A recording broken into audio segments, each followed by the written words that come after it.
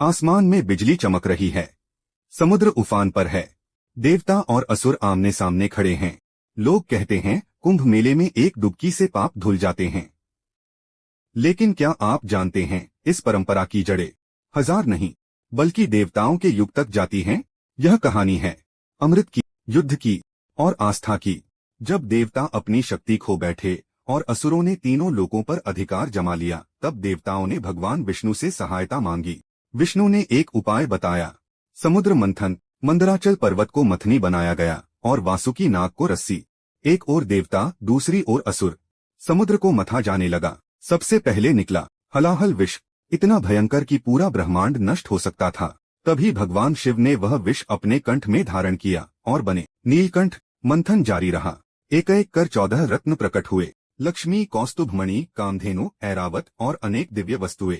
लेकिन सभी की दृष्टि टिकी थी एक चीज पर, अमृत कलश, अमृत का रस। जैसे ही अमृत प्रकट हुआ, देवताओं और असुरों के बीच भयंकर युद्ध छिड़ गया। कहा जाता है देवता अमृत लेकर भागे। 12 दिव्य दिनों तक यह पीछा चलता रहा। और हिंदू समय गणना के अनुसार देवताओं का एक दिन मनुष्य के 1 वर्ष के बराबर होता है, यानी 12 दिव्य दिन 12 वर्ष। इसीलिए कुंभ मेला हर 12 वर्ष में आयोजित होता है। कथा कहती है इस संघर्ष के दौरान अमृत की कुछ बूंदें धरती पर गिर गईं।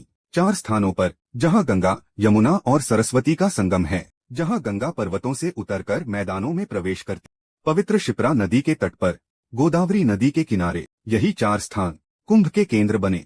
लेकिन क्या यह केवल पौराणिक कथा है?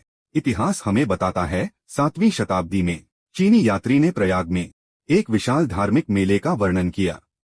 वह लिखता है कि लाखों लोग एक साथ एकत्र होते थे, दान देते थे, स्नान करते थे। इसका अर्थ है यह परंपरा सिर्फ कल्पना नहीं बल्कि जीवित इतिहास है। जब सूर्य, चंद्रमा और बृहस्पति विशेष राशियों में प्रवेश करते हैं, तब कुंभ का शुभ योग बनता है, यानी आकाश में ग्रहों की चाल धरती पर आस्था का उत्सव बन जाती है। आज कुंभ मेला दुनिया का सबसे बड़ा मानव समागम है।